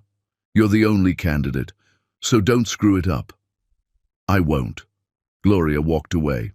Matthew stayed in his corner, his entire understanding of reality rewriting itself. The debt, the crushing, endless debt, was gone. Not because he'd paid it, because he'd proven himself willing to pay it forever. He watched Maya play for another hour. When the party ended, Gloria didn't ask him to leave. He helped clean up, keeping distance, following rules, but present. Maya said goodbye to each friend, and when the last one left, she turned to Matthew. "Are you leaving too?" He looked at Gloria, who nodded permission. "Yes, but I'll see you again soon." "How soon?" 2 weeks. "That's very soon." Maya seemed pleased. "It is. I'm lucky." "Maybe next time you can play with me, instead of just watching?" The question broke his heart and healed it simultaneously. "I'd like that very much." "Okay. Bye, Matthew." She ran off to show her grandmother a toy. Gloria walked Matthew to the door. They stood on the porch in the evening light. "I haven't forgiven you for what you did to our marriage," Gloria said quietly. "I might never forgive that, but I have forgiven you enough to let you be a father. Don't confuse the two." "I understand." "Do you?" "Because there's a difference between being in Maya's life and being in mine." "I know. I'm not expecting anything from you, just the chance to know her." Gloria crossed her arms. "Good. Because I've built a life I'm proud of. I've raised a daughter who's confident and kind. I've created a successful business. I've proven I don't need you or anyone else. Letting you back into Maya's life doesn't change any of that." "I know, and I'm glad you did all that. You should be proud. You're extraordinary." Gloria's expression flickered. Surprise, maybe, or something softer. "Don't start thinking this is a second chance at us. This is a first chance at being a father. Focus on that." "I will. I promise." He walked to his car. Through the window, he could see Gloria and Maya inside, cleaning up decorations together. Mother and daughter, a complete unit, letting him observe from outside. But this time, Maya waved at him through the window, and he waved back. The debt was forgiven. His daughter wanted him to play with her next time. Gloria had seen him defend her against Lillian and hadn't looked at him with contempt afterward. 4 years of suffering had led to this moment. Not redemption, not reconciliation, but something that felt like the beginning of a path forward. Matthew drove home to his small apartment, and for the first time in 4 years, he didn't immediately calculate dollars per hour earned, because the goal had shifted. It wasn't about money anymore. It was about showing up, being present, becoming the father Maya deserved, and maybe, just maybe, proving to Gloria that the man she'd married had finally died, and someone better had emerged from the wreckage. Chapter 8. The Introduction. 4 years and 6 months after the night Matthew threw away everything that mattered, he sat cross-legged on Gloria's living room floor, playing a board game with Maya, while Gloria watched from the couch, pretending to work, but actually observing every interaction, when Maya said completely unprompted with the brutal honesty only a 4-year-old possesses, "Matthew, why don't you live here with me and Mommy like other daddies live with their kids?" The question stopped time. Matthew's hand froze halfway to moving his game piece. Gloria's typing stopped. The only sound was the kitchen clock ticking. This was the 6th supervised visit since Gloria had forgiven the debt. They'd fallen into a rhythm. Matthew arrived, Maya was excited to see him. They played while Gloria supervised, and Matthew left when time was up. Simple, careful, working. But Maya's questions had been getting more direct. Do you have a house? Why do you only come on Saturdays? Do you have other kids or just me? Each question was a landmine. Matthew answered honestly but simply. Yes, he had an apartment. He came on Saturdays because that's when Mommy said he could. Just her. She was his only child. But this question was different. This question went to the heart of everything broken. Matthew set down his game piece carefully. That's a very good question, Maya. The answer is complicated. Can I try to explain it? Maya nodded seriously, her dark curls bouncing. She'd inherited Gloria's hair and his eyes. The combination was striking. Matthew glanced at Gloria. She gave him the smallest nod. Go ahead, but choose carefully. A long time ago, before you were born, I made some very bad choices, Matthew began. I hurt Mommy very badly. When you hurt someone that much, you don't get to live with them anymore. You have to live somewhere else and work very hard to show them you're sorry and you've changed. Did you say sorry? Many times. But sometimes sorry isn't enough. Sometimes you have to show you're sorry by changing who you are. That takes a long time. Maya processed this with intense concentration. But you're changed now, right? So you can come live here? It's not that simple, sweetheart. Think about when you broke your friend's toy last month. You said sorry and felt bad. But did that make the toy unbroken? No, it was still broken. Right. My bad choices broke something very important between me and Mommy. Saying sorry and changing doesn't unbreak it. Mommy gets to decide if she wants me around, and right now, she's being very kind by letting me visit you, but visiting is different from living together. Maya turned to Gloria. Mommy, is he a good guy now? Gloria closed her laptop slowly. Matthew could see her weighing how to answer. He's trying very hard to be a good guy, and trying is important. But adults have complicated feelings about people who hurt them, even if those people change. Do you still have hurt feelings? Yes, baby, I do. Some hurts take a very long time to heal. Maybe forever. Maya looked between them, her small face troubled. But you're both nice to each other when he comes over. That's because even when grown-ups have hurt feelings, they can still be polite, especially for important things, like making sure you get to know your father. Gloria's voice was steady, but Matthew heard the weight behind every word. Is Matthew my father? I thought fathers lived with their kids. Some fathers do, some don't. Families come in lots of different shapes. Matthew is your biological father. That means he's the person who helped make you when you were just a tiny baby in Mommy's tummy. But he wasn't able to be a daddy for a long time because of those bad choices we talked about. Now he's learning how to be a good father. We're giving him a chance to figure it out. Maya turned back to Matthew. Are you figuring it out? The question was so earnest, so open, that Matthew's voice caught. I'm trying my best. You make it easy because you're such an amazing kid. I am amazing, Maya agreed with no false modesty. Mommy says I'm smart and kind and strong. She's right. You're all those things. Can you come to my school thing next week? We're doing a show about animals and I'm a dolphin. Matthew looked at Gloria, afraid to presume. Gloria sighed. Yes, he can come if he wants to. I definitely want to. Matthew said immediately. Yay, Maya clapped. You have to sit with Mommy though. All the parents sit together. I'll sit wherever Mommy tells me to sit. They returned to the board game. But the question hung in the air. Why don't you live here like other daddies? Because I destroyed that possibility before you were even born. The visit ended as scheduled. Maya hugged Matthew goodbye. Still careful, still supervised, but genuine. She'd started hugging him 2 visits ago. After Maya went to play in her room, Gloria walked Matthew to the door. They stood on the porch in the afternoon sun. You handled that question well, Gloria said. Better than I expected. I tried to be honest without being traumatizing. She's going to have more questions as she gets older, harder ones. She's going to ask why Mommy and Daddy aren't married. She's going to ask about our relationship. She's going to ask if we loved each other. What do you want me to tell her? Gloria leaned against the porch railing. The truth, age appropriately. We married young. We loved each other. I made mistakes. You made bigger mistakes. And we couldn't fix it. She needs to know that relationships ending doesn't mean anyone stopped loving her. What if she asks if I still love you? Gloria's jaw tightened. What would you tell her? Matthew chose his words carefully.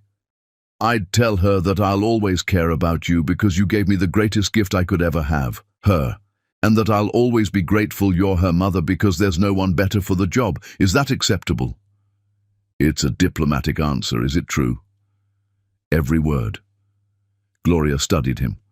The school program is Tuesday at 10 a.m. You'll need to take time off work. Can you manage that? I'll make it work. There will be other parents there, people who know our history. There will be whispers and stares. Can you handle that? I don't care what anyone thinks. I care about being there for Maya. Good. Gloria pulled out her phone. I'm texting you the school address. Arrive by 9:45. The program is an hour. You can sit with me, but understand. We're not presenting as a couple. We're 2 parents coexisting for our child. Nothing more. I understand. Do you? Gloria's eyes were sharp. Because I see how you look at me sometimes when you think I'm not watching, like you're hoping for something that isn't going to happen. Matthew felt his face heat. I'm sorry. I don't mean to make you uncomfortable. I'm not uncomfortable. I'm being clear. You've earned the right to be Maya's father. You haven't earned anything else. Keep those things separate. I will. I promise. Gloria turned to go inside, then paused. For what it's worth, you're good with her. Maya lights up when you're around. I didn't think that would happen. But she's forming her own relationship with you, independent of my feelings. That's good. That's what should happen. Thank you for making it possible. Thank you for being someone I can trust enough to make it possible. That's not nothing. It's actually everything. She went inside and closed the door gently. Matthew walked to his car, his heart full of complicated emotions. Tuesday arrived.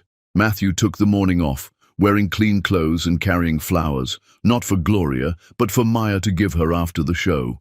Small daisies that cost $8, age-appropriate, not excessive. Gloria was already in the auditorium, saving a seat. She dressed professionally. Matthew felt shabby next to her in his best jeans and button-down, but she nodded at the seat next to her. You made it. I said I would. Other parents filed in. Matthew saw recognition in some faces, whispers starting.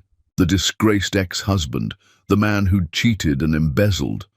Gloria seemed unbothered. The program began. 24-year-olds in animal costumes performed a chaotic, adorable show. Maya was a dolphin, wearing a grey costume Gloria had clearly made. She sang her lines loud and proud, missing words, but making up for it with enthusiasm. Matthew's chest ached watching her. His daughter, on stage, being wonderful and weird and perfectly herself.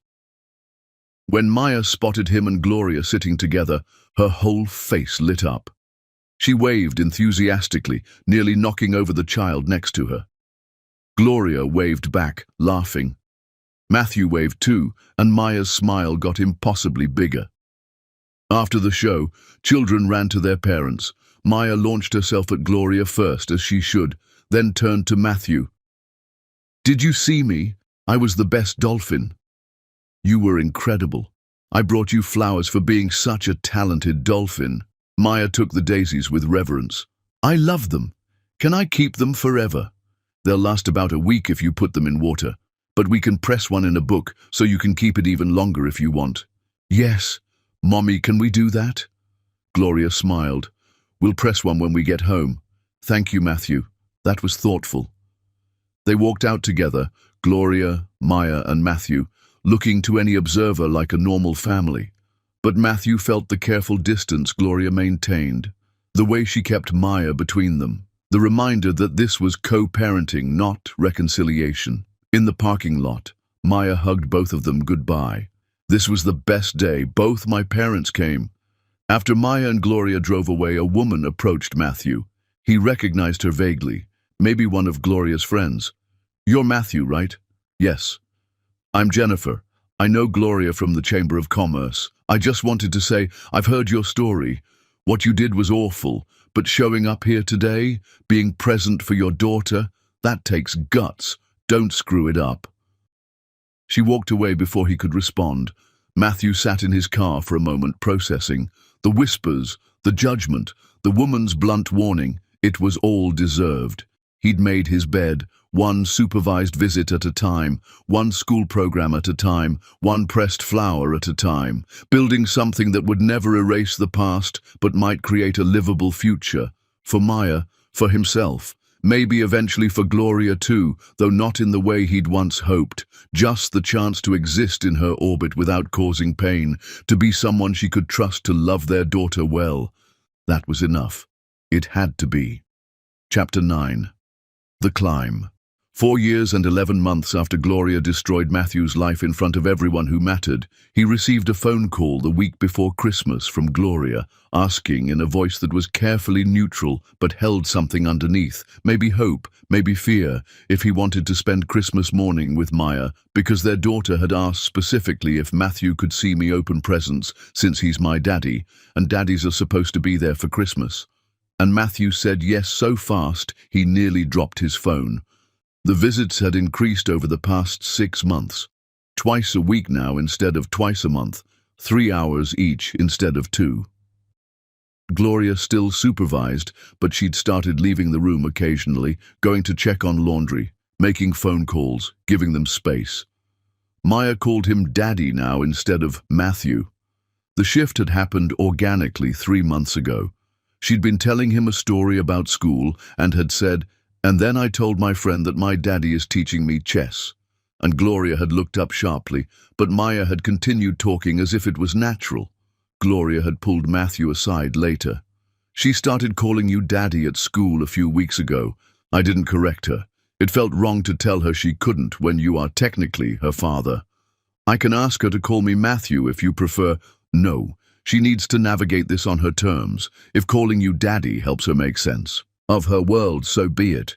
Just make sure you live up to the name." "I will, I swear." Now Matthew stood in a shopping mall 4 days before Christmas, staring at toys and trying to figure out what a 4.5-year-old girl would want. He'd texted Gloria, "What should I get Maya for Christmas?" Her response, "Nothing expensive. She has too many toys already, something thoughtful." Matthew walked the aisles for 2 hours. Action figures, too aggressive. Dolls, she had dozens. He was about to give up when he saw it. A beginner's astronomy kit with glow-in-the-dark stars and a simple telescope. Maya had mentioned stars twice during visits. Once she'd pointed at the night sky and said, "I wish I could touch the stars."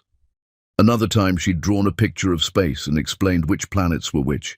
He bought the kit, added a book about constellations, wrapped them himself messily, and included a card. "To Maya, may you always reach for the stars. Love, Daddy." He'd hesitated over "Love, Daddy" for 10 minutes before writing it. Was that presumptuous? But how else should a father sign a card to his daughter? Christmas morning arrived cold and clear. Matthew woke at 5 a.m., too nervous to sleep. Gloria had said to arrive at 8.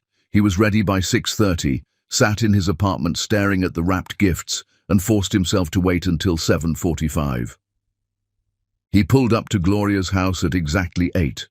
Gloria answered the door wearing pajamas and a robe, her hair in a messy bun. He'd never seen her this casual. She always got dressed before his visits, armor in place. But this morning she looked soft, sleepy, real. "Merry Christmas," she said, stepping aside. "Fair warning, Maya woke up at 5:30 a.m. asking if it was time for presents yet. She's been vibrating with excitement for 2.5 hours. I'll brace myself." Maya appeared at the top of the stairs in princess pajamas, saw Matthew and screamed, "Daddy, you're here for Christmas!" She ran down the stairs so fast Gloria moved to catch her if she fell, but Maya made it down safely and threw herself at Matthew's legs. He caught her, lifted her up. First time Gloria had allowed him to pick her up without explicit permission, and Maya wrapped her arms around his neck so tight he could barely breathe. "I'm so happy you're here. This is the best Christmas ever." Matthew's eyes burned. He buried his face in his daughter's wild curls and let himself feel the moment. This was real. This was his child, in his arms, genuinely happy to see him. Gloria watched from the hallway, her expression unreadable. Then she smiled, small but genuine. "Coffee's ready if you want some. Maya, let Daddy breathe." They moved to the living room.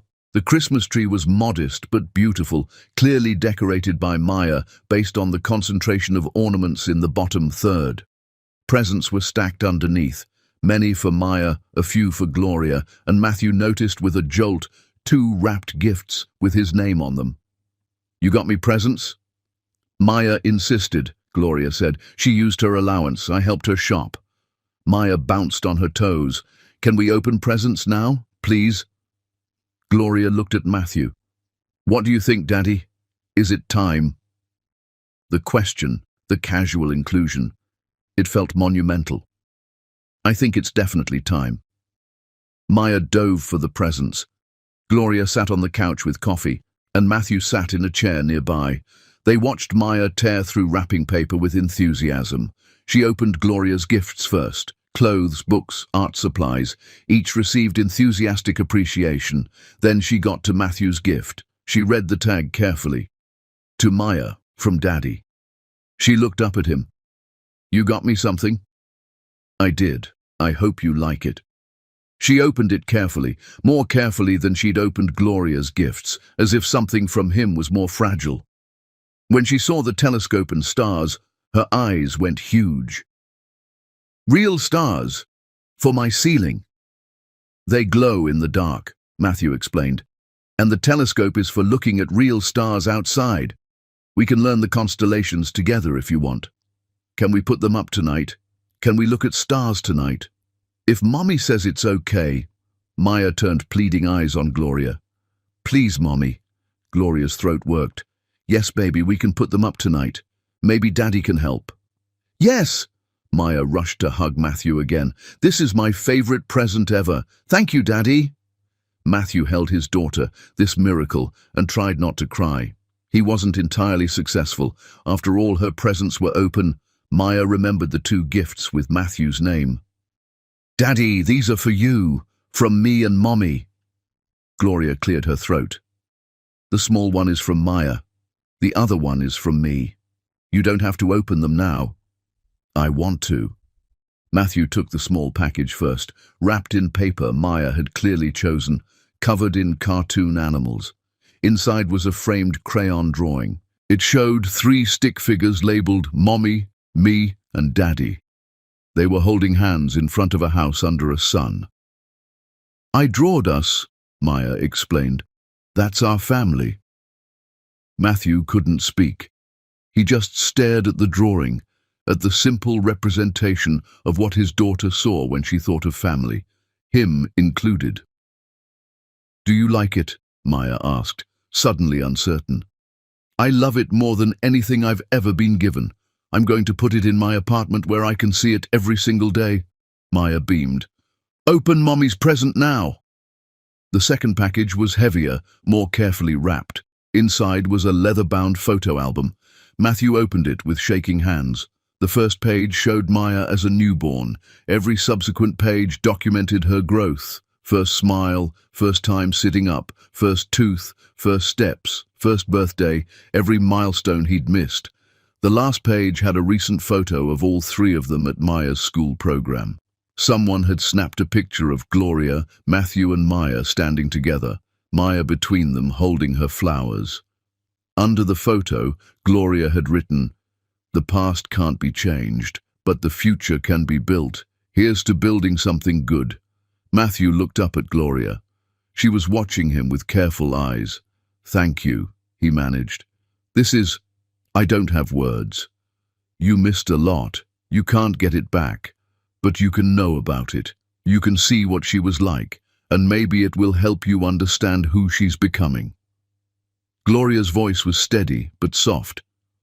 "The album goes up to now. Maybe next year I'll give you another one. Or maybe by then you'll be there enough to take the pictures yourself." They spent the morning together. Gloria made pancakes in the shape of Christmas trees that Maya insisted Matthew had to try. They watched a Christmas movie. Maya sat between them on the couch, her head on Matthew's shoulder, holding Gloria's hand, connecting them. When Maya fell asleep during the second movie, Gloria carefully extracted herself and gestured for Matthew to follow her to the kitchen. "Coffee," she offered. "Please." They stood in her kitchen while Maya slept in the living room, and something felt different, less guarded. "She's happy," Gloria said quietly. "Having you here. I wasn't sure it was the right decision, but looking at her face this morning, I made the right call. Thank you for trusting me with this. You've earned it. Finally. After almost 5 years." She handed him a coffee mug. "Amanda is going to call you next week. We're formally establishing a custody arrangement. You'll have Maya every other weekend, Friday night through Sunday afternoon, and 1 weeknight dinner each week." Matthew nearly dropped the mug. "Are you serious?"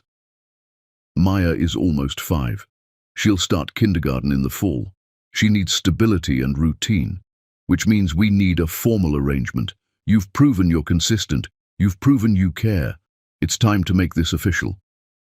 "Gloria, I don't know what to say." "Say you'll continue showing up. Say you'll put her first. Say you'll never make me regret this." Gloria's eyes met his. "I'm giving you shared custody. That means you're going to make decisions about her life. That means you'll be at school events and doctor appointments and all the boring, hard parts of parenting. Can you handle that?" "Yes. Absolutely yes." "Good." She turned to look at Maya sleeping. "She deserves to know both her parents love her. You've proven you love her. That's what matters." "What about you?" The question escaped before Matthew could stop it. "What about me?" "Do you hate me less?" Gloria considered. "I don't hate you. I haven't hated you for a while. I'm still angry about what you did. I'm still hurt. But I'm also impressed. You became someone different, someone better. That takes incredible strength. Or incredible desperation. Maybe both." She smiled slightly. "Look, I'm not saying we're friends. I'm not saying I forgive everything. But I'm saying I see you. I see the work you've done. I see the father you're becoming.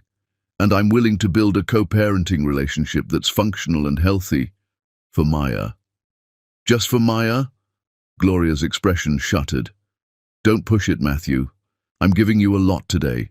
Be grateful for what you have instead of asking for what you don't deserve." "You're right. I'm sorry."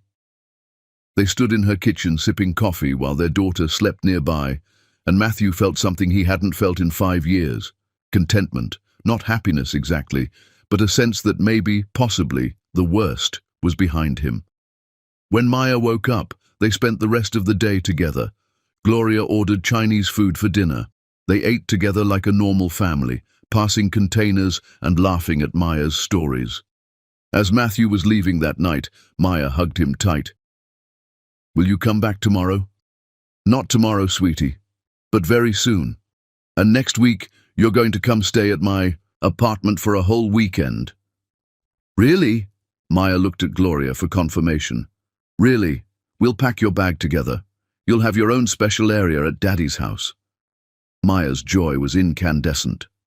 She hugged Matthew again, then ran off to play with her new telescope. Gloria walked Matthew to the door.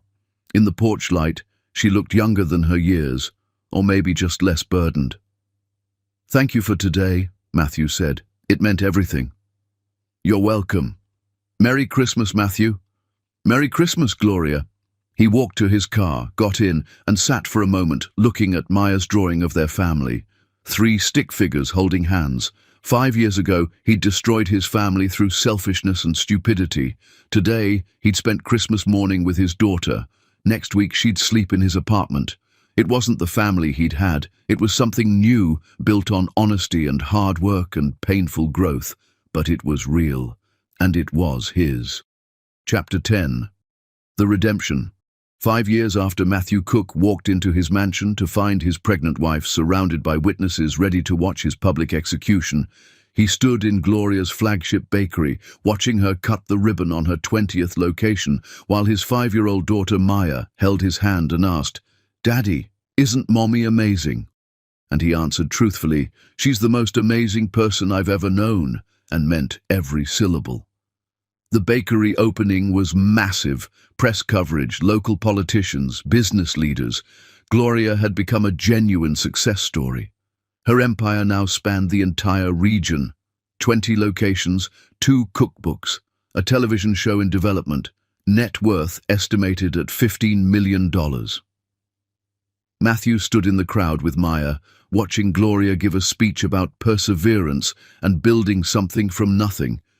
She wore a royal blue dress and spoke with confidence.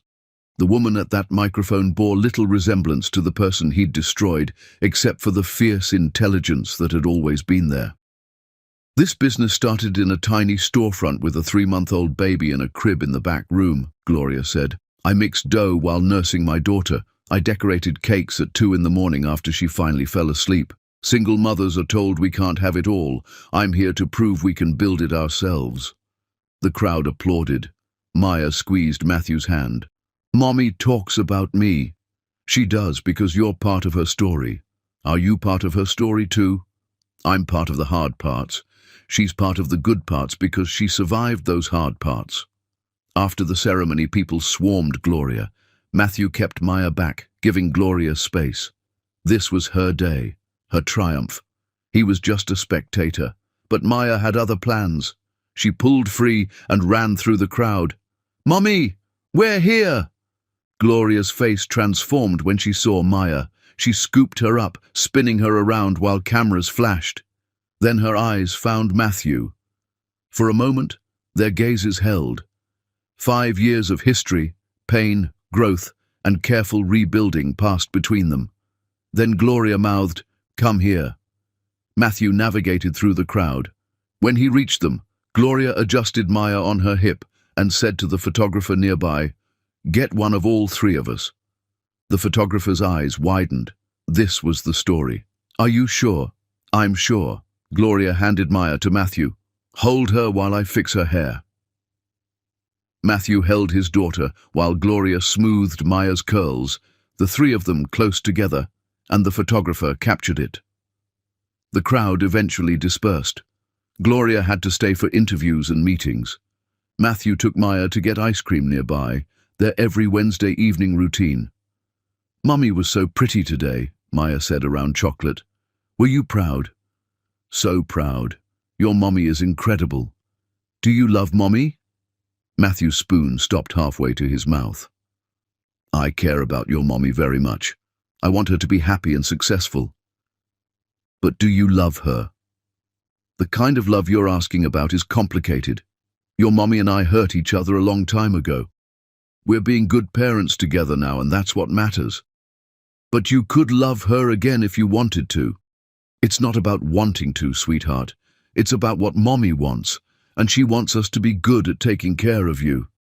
Maya licked her ice cream thoughtfully. "I think you should marry Mommy again." Matthew's heart clenched. "Why's that?" "Because then we'd all live together. I have 2 houses now, and that's okay. But 1 house would be easier. And you and Mommy smile at each other sometimes when you think I'm not looking. Kids saw everything. Even if I wanted that, and I'm not saying I do, Mommy would have to want it too. And she's happy with how things are now. Have you asked her? Asked her what? If she wants to marry you again. Out of the mouths of children. No, honey, I haven't. Maybe you should. Then you'd know. They finished ice cream, and Matthew drove Maya back to Gloria's house. Gloria was in the kitchen when they arrived, still in her blue dress but barefoot now, reviewing paperwork. She looked exhausted and exhilarated. "Did you have fun?" she asked Maya. "Daddy bought me chocolate ice cream and I told him he should marry you again." Gloria's pen froze. Her eyes shot to Matthew's. "Did you now?" "It was her idea," Matthew said quickly. "I was very clear that—" "That what? That you don't want to?" Gloria's tone was unreadable. "That it's not up to me. It's up to you, obviously." Maya, oblivious to the tension, ran off to play. Gloria and Matthew stood in the kitchen, the question hanging between them. "She's been asking me too," Gloria admitted. "Why we're not married. Why Daddy doesn't live here. I've explained it as best I can, but she's 5. She wants simple answers." "What do you tell her?" "That adults sometimes can't be married even if they're good at being parents together, that our family works differently and that's okay." "Is it okay, the current arrangement?" Gloria set down her pen. "Are you asking me something, Matthew?" "I'm asking if you're happy with how things are." "I'm asking if you're asking me something." Matthew's pulse raced. Was he? Somewhere in that time he'd realized that Gloria wasn't just the mother of his child or the woman he'd wronged. She was still the person he loved. "Gloria, I know I don't deserve another chance with you. I know I destroyed what we had. But Maya asked if I love you, and I didn't know how to answer because the truth is complicated." "What is the truth?" "The truth is, I love the person you've become. I love how you parent our daughter. I love watching you build your empire. I love that you're strong enough to let me into Maya's life despite everything. I love you. But not in a way that demands anything, just in a way that's grateful you exist." Gloria was very still. "That's the first honest thing you've said about us in 5 years. I didn't think I had the right to say it before. You don't, but I appreciate the honesty anyway." She turned back to her paperwork, but her hands were shaking slightly. "I'm not ready for that conversation. I might never be ready." "I know, I'm not asking for anything, I just—" Maya asked, and I realized I've been lying to her and to myself by pretending I don't have feelings. I do. But they're mine to manage. Good, because I have a business to run and a daughter to raise and an entire life that works exactly the way it is. Then we won't complicate things. We'll keep doing exactly what we're doing. Can you do that? Knowing you have feelings. Can you keep being professional? I've been doing it for 2 years. I can keep doing it." "Okay." But something in her voice wavered. "Okay." Matthew collected Maya's backpack and said goodbye. As he was leaving, Gloria called after him. "Matthew." He turned back. "Thank you for saying it, even though I'm not ready to deal with it. Thank you for being honest. Always, from now on, always honest." 6 months passed. Matthew found a townhouse with 2 bedrooms.